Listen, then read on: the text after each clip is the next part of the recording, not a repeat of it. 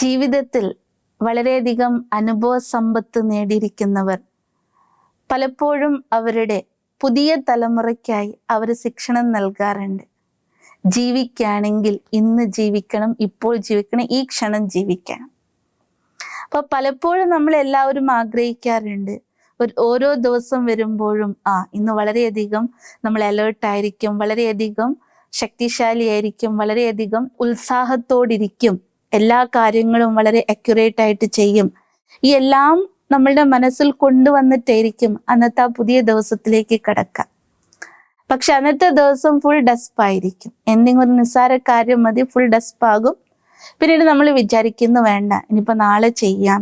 അങ്ങനെ ഓരോ ദിവസം തള്ളി നീക്കുന്ന ഒരു പ്രവണത അല്ലെങ്കിൽ അങ്ങനത്തെ ഒരു ദുശ്ശീലം ഇന്ന് പൊതുവെ നമ്മൾ എല്ലാവരിലും കണ്ടുവരുന്നതാണ്.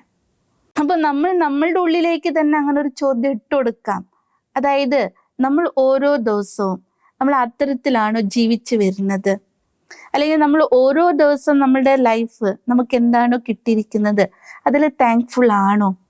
അല്ലെങ്കിൽ നമ്മൾ സന്തുഷ്ടരാണോ?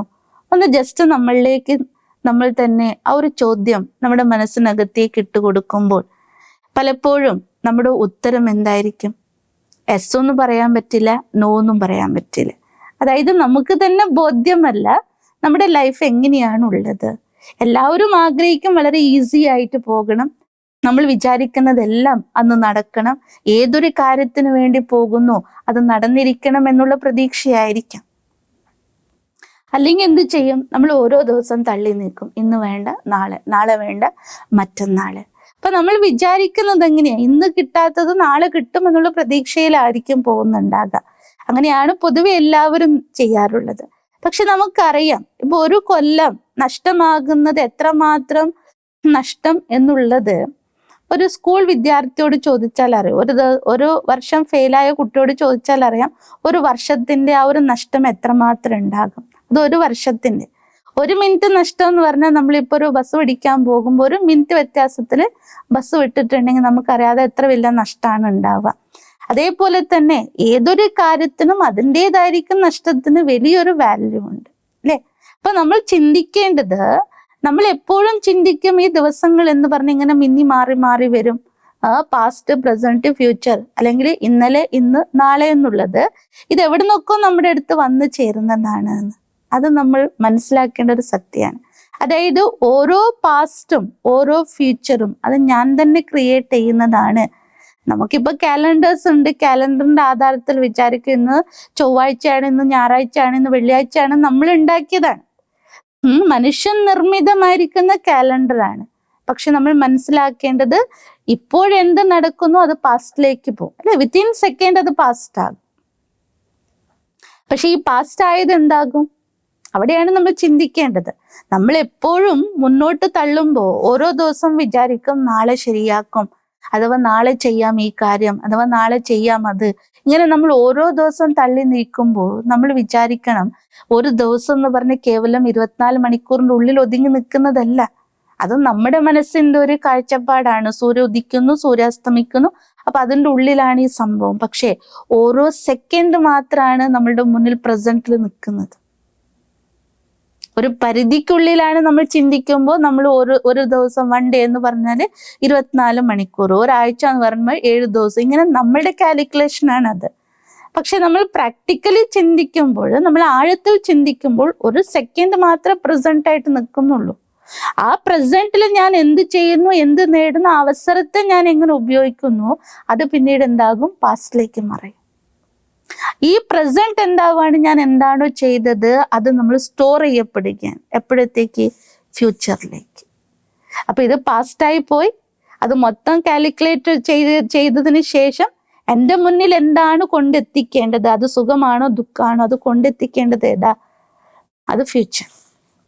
അപ്പോ ഞാൻ ചിന്തിക്കുകയാണ്, നാളെ, ഇന്ന് കുഴപ്പമില്ല, ഇന്ന് കുറച്ചൊക്കെ കഷ്ടപ്പാടുണ്ട്, കുറച്ചൊക്കെ സുഖം എനിക്കുണ്ട്, നാളെ എല്ലാ സുഖം എനിക്ക് വരും, എല്ലാ വിജയവും എൻ്റെ മുന്നിൽ വരണമെങ്കിൽ ഞാൻ ഇന്ന് ചെയ്യണം. ഇന്ന് ചെയ്താൽ മാത്രമേ നാളേക്ക് എനിക്ക് ഉറപ്പിക്കാൻ പറ്റൂ ഞാൻ അതുപോലെ ആയിരിക്കും, അല്ലെ? അല്ലാണ്ട് വെറുതെ ഒരു സ്വപ്നം കണ്ടുകൊണ്ടൊന്നും എല്ലാം വരികയില്ല. ഫ്യൂച്ചർ എന്നുള്ള ആ ഒരു ഭാവിയിലേക്ക് വരണമെങ്കിൽ, അതെന്റെ ഭാഗ്യമായിട്ട് മാറണമെങ്കിൽ ഇന്ന് ശ്രദ്ധ എനിക്ക് കൊടുക്കേണ്ടതായിട്ട് വരും. കാരണം ഐ ആം ദ ക്രിയേറ്റർ, മറ്റാരോ അല്ല, മറ്റൊന്നുമല്ല. കാരണം സമയമാണെങ്കിലും അവസരങ്ങളാണെങ്കിലും എൻ്റെ മുന്നിൽ എത്തുന്നത് ഞാൻ ക്രിയേറ്റ് ചെയ്തതാണ്. അപ്പൊ അതുകൊണ്ട് തന്നെ ആ ഓരോ സെക്കൻഡിനും മൂല്യം കൊടുത്തുകൊണ്ട് ആ ഓരോ സെക്കൻഡിനെയും നമ്മൾ എത്രമാത്രം യൂട്ടിലൈസ് ചെയ്യുന്നു, അതിനെ എത്രമാത്രം നമ്മൾ നല്ല രീതിയിൽ അതിനെ ചെലവാക്കുന്നു, അല്ലെങ്കിൽ അതിനെ നമ്മൾ ഉപയോഗിക്കുന്നു, അതിനനുസരിച്ച് എൻ്റെ ഫ്യൂച്ചർ എൻ്റെ മുന്നിൽ വരികയുള്ളൂ. എവിടുന്നോ വരുന്നതല്ല ഫ്യൂച്ചർ. ഇപ്പൊ ഉദാഹരണത്തിന്, അതായത് ഈ പ്രകൃതി ഭഗവാൻ അത്രയും മനോഹരമായി സൃഷ്ടിച്ചിരിക്കുകയാണ്. പ്രകൃതിയെ നമുക്ക് ഓരോ പാഠങ്ങളും നൽകുന്നുണ്ട്. നമുക്ക് എന്തെങ്കിലും ഒരു കൺഫ്യൂഷൻ തോന്നിയാൽ നമ്മൾ പ്രകൃതിയിലേക്ക് ഒന്ന് ജസ്റ്റ് നോക്കിയാൽ മതി, നമുക്ക് എല്ലാത്തിനും ഉത്തരവുണ്ട്. ഏതുപോലെ നമുക്ക് വളരെയധികം പ്രിയമാണ് ഒരു റോസാപ്പൂ എന്ന് പറഞ്ഞാൽ നമുക്ക് എല്ലാവർക്കും ഒരുപോലെ ഇഷ്ടപ്പെടുന്നതാണ് അല്ലെ. അതിന്റെ നിറമാണെങ്കിലും അതിന്റെ രൂപമാണെങ്കിലും അതിന്റെ ഗന്ധമാണെങ്കിലും സുഗന്ധമാണെങ്കിലും നമ്മൾ എല്ലാവരും ഇഷ്ടപ്പെടുന്നതാണ്. അപ്പൊ ഇന്ന് അത് വിടർന്ന് നിൽക്കണമെങ്കിൽ ഇന്നലെ അത് മുട്ടായിരിക്കണം.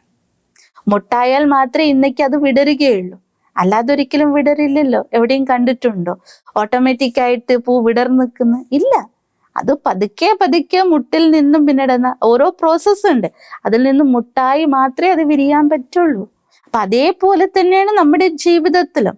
നമ്മൾ ഓരോ തോട്ട് ക്രിയേറ്റ് ചെയ്യുന്നുണ്ടെങ്കിൽ അത് പ്രാക്ടിക്കൽ കർമ്മത്തിലേക്ക് വന്നതിന് ശേഷം മാത്രമേ അതും വിടരുന്നുള്ളൂ. എന്ന് വെച്ചാൽ നമ്മളുടെ മുന്നിൽ ഒരു ഫ്യൂച്ചറായിട്ട് നിൽക്കുന്നുള്ളൂ. അപ്പൊ ഇന്ന് ഞാൻ മുഴുവൻ ദിവസം കരഞ്ഞുകൊണ്ടിരിക്കുക, ഇന്ന് മുഴുവൻ ദിവസം ഞാൻ അസ്വസ്ഥമായിരിക്കുക, എന്നിട്ട് ഞാൻ ആഗ്രഹിക്കുകയാണ് നല്ലൊരു നാൾ നാളെ വരും എന്ന് ആഗ്രഹിച്ചാൽ നാളെയും പ്രസന്റ് ആയിരിക്കില്ലേ?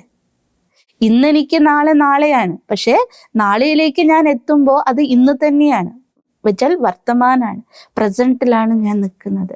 അപ്പൊ പ്രസന്റിൽ ഞാൻ എന്തുമാത്രം ചെയ്യുന്നു, എന്താണോ ഞാൻ ശ്രദ്ധിച്ച് ചെയ്യുന്നത്, അതാണ് എൻ്റെ ഡെസ്റ്റിനി, അല്ലെങ്കിൽ അത് തന്നെയായിരിക്കും എനിക്ക് ഫ്യൂച്ചറായിട്ട് വന്ന് നിൽക്കാം.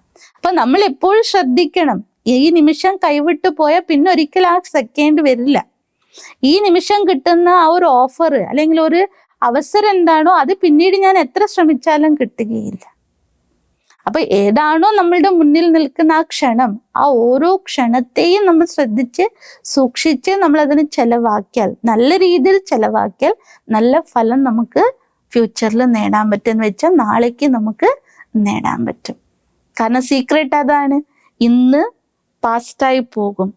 അപ്പൊ ഇന്ന് നമ്മൾ ചെയ്യുന്ന കാര്യങ്ങൾ എന്താകും? പാസ്റ്റായി പോയി വീണ്ടും നമ്മളുടെ മുന്നിൽ ഞാൻ ഉണ്ടാക്കിയത് തന്നെയാ, വേറെ ആരോ കുക്കടല്ല, ഞാൻ തന്നെ ഉണ്ടാക്കിയത് എൻ്റെ മുന്നിൽ എന്താകും? ഫ്യൂച്ചറായിട്ട് വന്നു നിൽക്കും. അതിൽ ആരെയും പഴി ചാരിയിട്ട് കാര്യമില്ല. അപ്പൊ നമ്മൾ എപ്പോഴും ശ്രദ്ധിക്കേണ്ടതെന്ന്, ഇന്ന് മാത്രമാണ് എൻ്റെ കയ്യിൽ നിൽക്കുന്നത്. എന്ന് വെച്ചാൽ 24 മണിക്കൂറല്ല, തെറ്റിദ്ധരിക്കണ്ട. ഇന്ന് എന്ന് പറഞ്ഞാൽ ഈ ഒരു സെക്കൻഡ്, ഈ ഒരു നിമിഷം, ഈ ഒരു സെക്കൻഡ് കൈവിട്ടാൽ പിന്നീട് അത് പോയതാണ്. അതുകൊണ്ട് ഈ ഒരു സെക്കൻഡിന്, ഈ ഒരു നിമിഷത്തിന് വളരെയധികം പ്രാധാന്യം നൽകുക. എന്നാൽ മാത്രമേ നല്ലൊരു നാള് നമ്മുടെ മുന്നിൽ വന്ന് നിൽക്കുകയുള്ളൂ.